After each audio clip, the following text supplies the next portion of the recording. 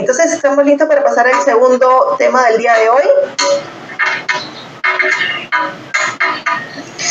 Que va a estar a cargo del doctor Renato Jiménez. El doctor Renato Jiménez, bueno, tengo el enorme placer de conocerlo porque ha sido mi profesor. Es una persona realmente increíble. Ha cambiado, es parte del cambio que se ha dado en Brasil en la medicina fetal. Fue uno de los primeros pioneros que se formó con el doctor Nicolaides. Y es una persona que tiene un carisma muy especial. Es docente por excelencia. Su papá es médico, su hermana también. Así que ir a Brasil y visitarlo es aprender muchísimo, muchísimo de él.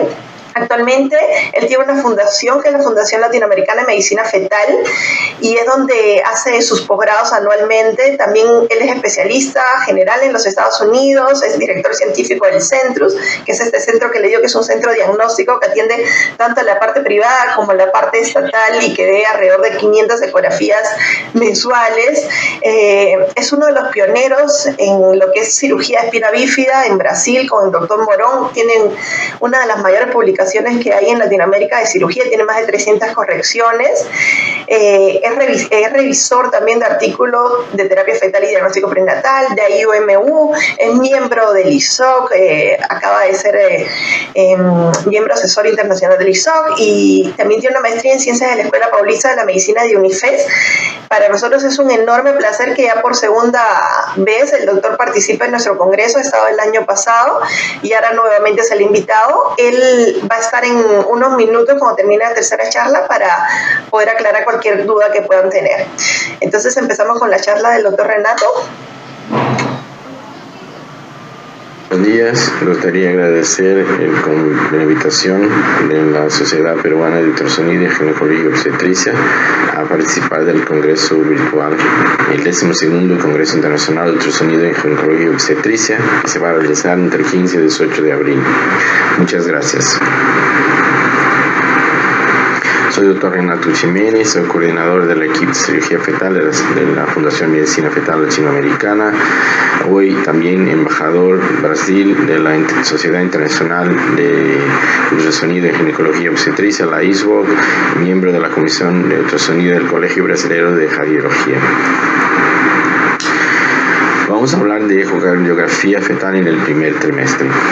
Es un tema muy interesante porque estamos tratando de traer los hallazgos que usábamos para hacer el diagnóstico en el segundo trimestre para el primer trimestre. Entonces es muy importante que tengan en cuenta hacer un buen examen en el segundo trimestre para traer toda esta experiencia y su capacidad de expertise para el primer trimestre. Hemos visto que se está cambiando el ultrasonido morfológico para el primer trimestre. Mucho se habla de la translucencia nucal y la translucencia nucal es una fecha, es una ventana donde podemos hacer diagnóstico de muchas de las malformaciones. O sea, si buscamos una buena imagen del comprimiento cabeza návegas del feto podemos mirar muchas cosas. O sea, esta imagen trae un montón de informaciones y sin embargo una de las que vamos a hablar ahora sería la evaluación del corazón. En el primer trimestre en general lo buscan la regurgitación tricuspidea para saber si hay alguna alteración y esto relacionado por el trabajo del profesor Nicolaides con una capacidad de aumentar la tasa de detección de las trisomías. También buscar alteraciones de las cardiopatías congénitas y es que nosotros vamos a hablar mucho en esta charla. Y también a veces hacer el diagnóstico o el rastreo de hernia diafragmática congénita. Uno de los puntos que siempre me gusta hablar es que muchas veces estamos muy preocupados de hacer el diagnóstico de síndrome de Down. Y sabemos que lo más frecuente es la cardiopatía. Es la causa número 1 de defectos congénitos. En el mundo, en Estados Unidos, más o menos 25 fetos o bebés nacen afectados con cardiopatías congénitas esta prevalencia más o menos uno en 110, 150 de las cardiopatías generales, incluyendo los defectos de septo interventriculares, defectos de septos aves. Pero si le vamos en cuenta las cardiopatías críticas, este número también es muy preocupante, es cerca de 1 a cada 500. Entonces es más frecuente incluso que la síndrome de Down, y es donde podemos, en especial las cardiopatías críticas, de hacer el diagnóstico, el rastreo y encaminar para centros de referencia para que puedan nacer en lugares donde van a recibir un tratamiento más apropiado. Es la causa de muerte la más frecuente y sabemos que, sin embargo, es la más común, una de las más frecuentes, sigue todavía siendo una de las menos diagnosticadas. Y esta charla tiene por un interés de traer a ustedes a que miren el corazón de una manera más detallada, más cuidadosa, para hacer al menos el rastreo de que no está bien. No importa si no hace el diagnóstico final, pero sí que lo hagan el rastreo de que algo no pasa bien, y ahí se encaminan a un cardiologista pediátrico para que puedas hacer el diagnóstico final y pasar la orientación que corresponde. La translucencia nucal ya lo hacemos desde 1992-93, nos ayuda mucho para hacer el rastreo de cromosomopatías, síndromes genéticas, y también si tenemos la translucencia alterada, que es esta área anecoica acá, vamos a ver que nos ayuda mucho a sospechar de cardiopatías congénitas.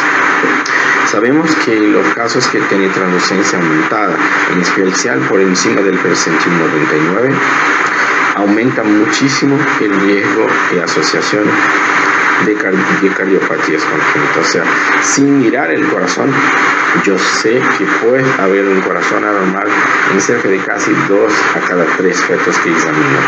Esos trabajos ya son publicados desde 2008. Hay mucha experiencia en esto. El grupo del José Nicolai, desde John Hyatt, ha publicado la correlación, que es una de las fisiopatologías de la translucencia aumentada, la asociación con defectos del corazón. Aquí es una tabla muy interesante donde estoy hablando a ustedes que la translucencia nucal por encima del percentil 99, el riesgo de cardiopatías congénitas va a casi 25%, o sea, 1 en 4 fetos, y a la probabilidad de nacer vivo y normal es un 70%. Si estamos por debajo del percentil 99, miren, fíjense que baja mucho la proporción de defectos cromosómicos, anomalías asociadas. Y si vamos por encima de esto, vamos con 6,5, vemos casi 2 en 3 fetos van a estar afectados por defectos cromosómicos, y casi la mitad van a tener anomalías cromosómicas, y cerca de un 15% van a ser vivos y normales. Entonces, de acuerdo con el aumento de la translucencia nucal, vamos a ver que podemos encontrar más fetos con defectos cromosómicos que también están asociados a una mayor asociación con defectos cardíacos. Entonces esto nos preocupa mucho, y por ahí tenemos que desarrollar nuestros pensamientos y manera de evaluar estos fetos. Aquí mostrando a ustedes, de acuerdo con el aumento de la translucencia nucal, la proporción de efectos afectados con cardiopatías congénitas. Y fíjense que cuando salimos de la zona del percentil 99, cambiamos casi el doble, y hay una progresión más que geométrica. Este trabajo en 2008, él nos muestra que como hacemos translucencia nucal y la combinación de la translucencia nucal con la regurgitación tricuspilla, un ducto venoso alterado, o sea, el Doppler profile, es un marcador muy fuerte para cardiopatías congénitas. Entonces, esto resulta que una demanda mayor de nosotros vamos a tener que buscar mirar el corazón.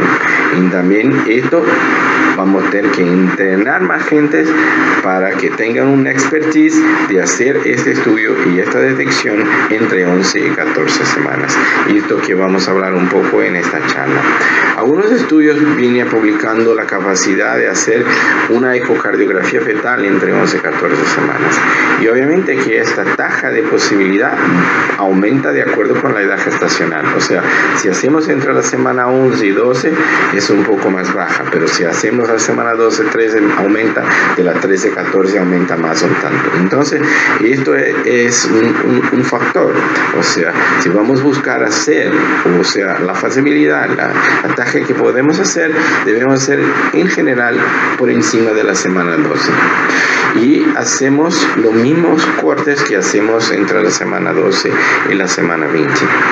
Y vamos a estandarizar estos cortes: 4 cámaras, salida aorta, salida pulmonar, 3 vasotráquea.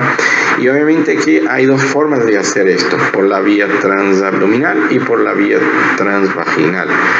Yo acá en nuestro servicio iniciamos todos los estudios entre 11 y 14 semanas por la vía transvaginal y lo complementamos en general para medir la translucencia nucal por la vía abdominal.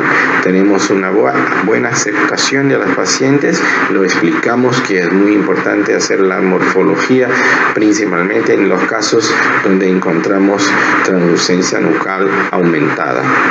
Utilizamos transductores de alta frecuencia, alta gama, 6 a 12 MHz, pero también se puede hacer con transductores de 5.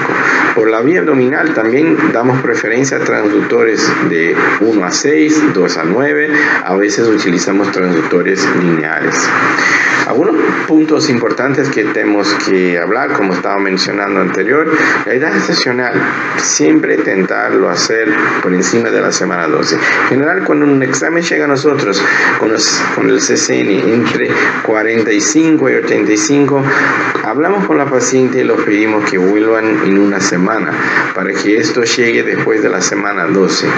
Y ahí tenemos una mayor capacidad de visualizar las estructuras como corresponde.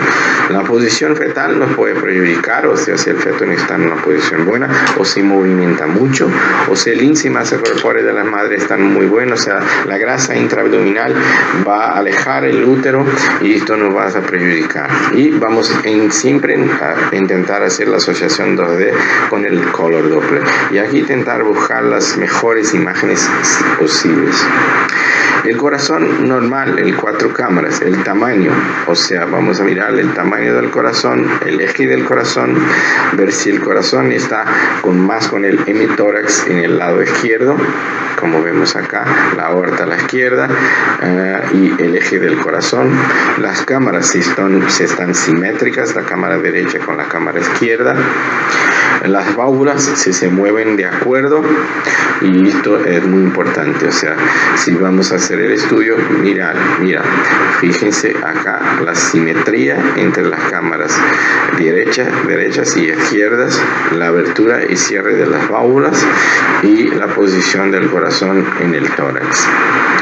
Aquí lo haciendo un estudio con Doppler color para ver si buscamos el henchimiento, la simetría de flujo entre el lado derecho e izquierdo y la salida. O sea, acá vemos un caso donde tenemos en este caso acá, simetría entre las cámaras derecha y la cámara izquierda, y acá una simetría entre la cámara derecha y la izquierda, con una discreta disminución de las cámaras izquierdas, y en especial una disminución del ventrículo izquierdo.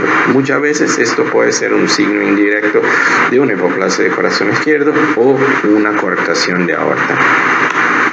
Acá vemos un feto axeno, el examen por nosotros. Muchas veces el feto se movimenta y hace el estudio. Y acá podemos mirar, si vamos acá, vamos a buscar vamos acá, el corazón, 4 cámaras, salida aorta y por encima salida pulmonar, y acá más abajo 3 vasotráquea, y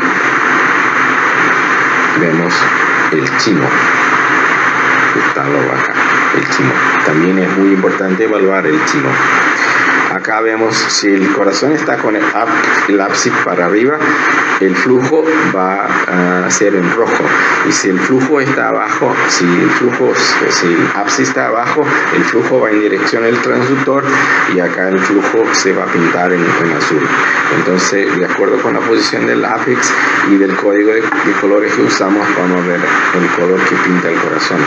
Y sin embargo, es muy importante no solo saber el color que pinta, pero también la simetría entre las cámaras, como vemos acá. Una simetría entre el lado derecho y el lado izquierdo, simetría entre el lado derecho y el lado izquierdo. Podemos hacer también los cortes sagitales, o sea, corte de salida del arco aórtico, salida del arco ductal, también lo podemos hacer. Y acá con el Doppler color, el panel que podemos tener, hacemos en el estudio una ecocardiografía. ¿Cómo lo hacemos en el segundo trimestre? 4 cámaras, subiendo un poco más, salida aorta, sube un poco más el crossing de la aorta con la pulmonar, el prevaso y tráquea, y los cortes sagitales, incluyendo el arco aórtico, el arco ductal y el retorno venoso en las venas cava y el arco derecho. Podemos también tomar las muestras de la tricuspidia, que es lo más frecuente para hacer el rastreo, el revisaje de trisomía 21 y otras patologías. El flujo en la mitral, el flujo aórtico, el flujo en la pulmonar. También con el STIC podemos hacer la evaluación tridimensional del corazón en el primer trimestre, y fíjense la evaluación tridimensional, la correlación, o sea, el ventrículo izquierdo y saliendo del ventrículo izquierdo la aorta por debajo de la pulmonar. Entonces eso nos ayuda mucho a las informaciones, o sea, tengo una simetría entre cámaras derechas y cámaras izquierdas, y puedo mirar los vasos, la aorta saliendo por debajo de la pulmonar. Cortes tridimensionales, también en sagitales. Y fíjense, acá es un trabajo del profesor Nicolais en el año 2011 mostrando con agirón, la diferencia del tamaño del corazón entre 12 semanas y 20 semanas. Sin embargo, en esta fecha publicaron que las cardiopatías graves se podía hacer en cerca de un 33%.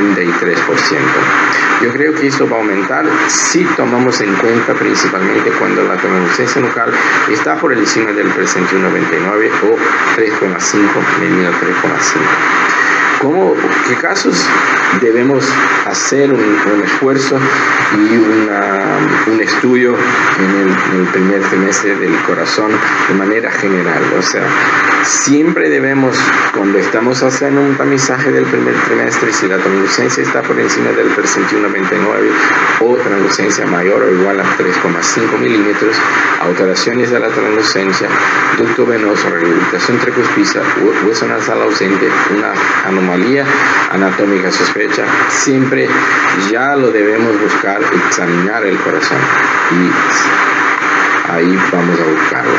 Aquí un corazón donde vemos un desvío de eje y una asimetría entre las cámaras derechas y las cámaras izquierdas, con la dominancia en las cámaras derechas. Aquí con el Doppler color vemos que no pinta las cámaras derechas, pinta solo las cámaras izquierdas, y hay un flujo reverso acá en la tricuspidia. Entonces ese es un caso que sospechamos de atresia tricuspidia, y aquí vemos un reflujo, un flujo retrógrado entre vaso y tráquea. La pulmonar debería estar pintando acá en azul como en la aorta, y se pinta en rojo, y con eso vemos que hay un flujo reverso a través del ductus arterioso. Acá el flujo reverso, la rehabilitación tricuspidia, entonces es un caso que hacemos el diagnóstico. Fíjense acá el flujo reverso que viene por el ducto arterioso. Entonces el flujo reverso pinta como se va en dirección del transductor, cuando en realidad debería estar veniendo en azul por la pulmonar. Es un flujo retrógrado por la obstrucción que tenemos en la región pulmonar. Acá una hipoplasia de corazón izquierdo, fíjense acá en un efecto de cerca de casi 2 semanas. Fíjense que pinta solo el lado derecho, el lado izquierdo no pinta. En general no tenemos desvío de eje cardíaco.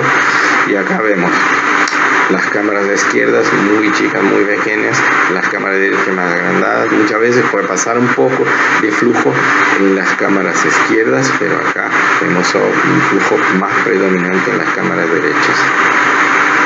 Acá no hay flujo, casi no hay flujo en la cámara izquierda, a veces pinta muy poco acá, entonces el flujo en la cámara izquierda, derecha, y no hay flujo en la cámara izquierda. Acá una hipoplasia de corazón izquierdo con una disminución muy acentuada del flujo en las cámaras izquierdas y una aorta más pequeña.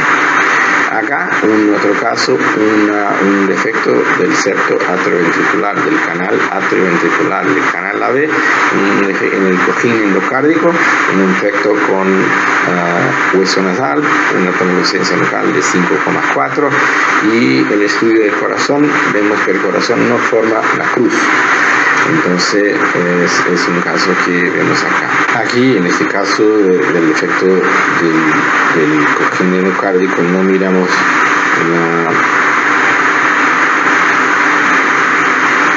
la formación de la cruz como tenemos acá, o sea, la no formación de la cruz. La no formación de la cruz, y mirando al otro lado vemos una comunicación única, un canal AB atrioventricular con la no formación de la cruz.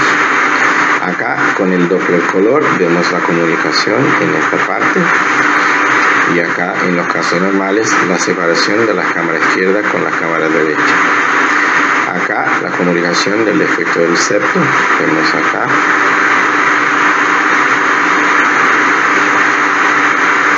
Podemos ver el reflejo, y muchas veces vemos un reflujo. Esto también es muy común. Este es un caso donde tenemos un embarazo de 13 semanas con 2 días. Más fácil de hacer el estudio y estaba en una posición favorable. Entonces vemos la imagen tridimensional y la comunicación, el defecto, la no formación de la cruz y el canal AB, el flujo se comunicando entre los ventrículos y los atrios. Hay también la posibilidad de evaluar hay una simetría en las cámaras derecha e izquierda, y en el corte cerebrovasotráquea una disminución de la aorta. Sin embargo, la aorta pintando en la color regular, de color azul. Entonces, en estos casos, hacemos una sospecha de una coartación de aorta, como vemos acá. O sea, una simetría en el corazón izquierdo, entre la cámara derecha e izquierda, y un cerebrovasotráquea que se pinta de manera igual, pero disminuida el tamaño del vaso de la aorta, como vemos en este corte del cerebrovasotráquea. También hay casos más graves, como esto acá, una holoprosencefalia lobar, y vemos un truncos arteriosos, y esto también es un diagnóstico que podemos hacer en el primer trimestre, más raro, un poco más difícil de hacerlo, pero podemos hacer. Y este es un caso donde tenemos un 4 cámaras normal, pero cuando subimos un poco más para salida aorta, vemos el cabalgamiento de la aorta en el septo. Y ahí a la aorta se comunicando con el ventrículo derecho y con el ventrículo izquierdo. Es un caso de tetralogía de Fallot. Entonces, en estos casos tenemos la aorta que viene encima de del tabique del septo interventricular, y cuando vemos la comunicación del flujo, o sea, cuando el corazón se contrae, el flujo que va a aorta viene del ventrículo izquierdo, no solo del izquierdo, pero también del derecho, vemos por una Y. Acá más raro, pero también podemos hacer un defecto de septo interventricular, mucho más raro, mucho más difícil de hacer.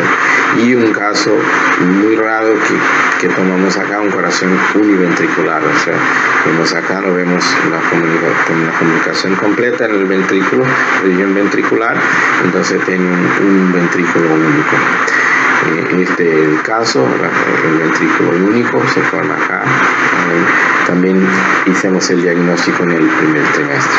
Entonces, para terminar la presentación, me gustaría resaltar que siempre que ustedes encuentran un caso de translucencia nucal por encima del percentil 99 o un marcador, un ducto venoso con onda ausente o reversa, una regurgitación tricuspidia, una malformación anatómica, ausencia o hipoplasia del hueso nasal, siempre son casos sospechosos. Les recomiendo que revisen el corazón de manera más detallada. Y este es solo para mostrar que con un embrión de 18 milímetros tuvimos la capacidad de mostrar el corte de 4 cámaras de salida aorta. O sea,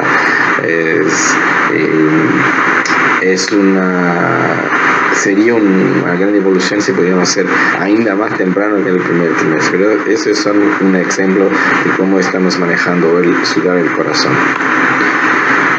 Muchas gracias y tengan un buen congreso.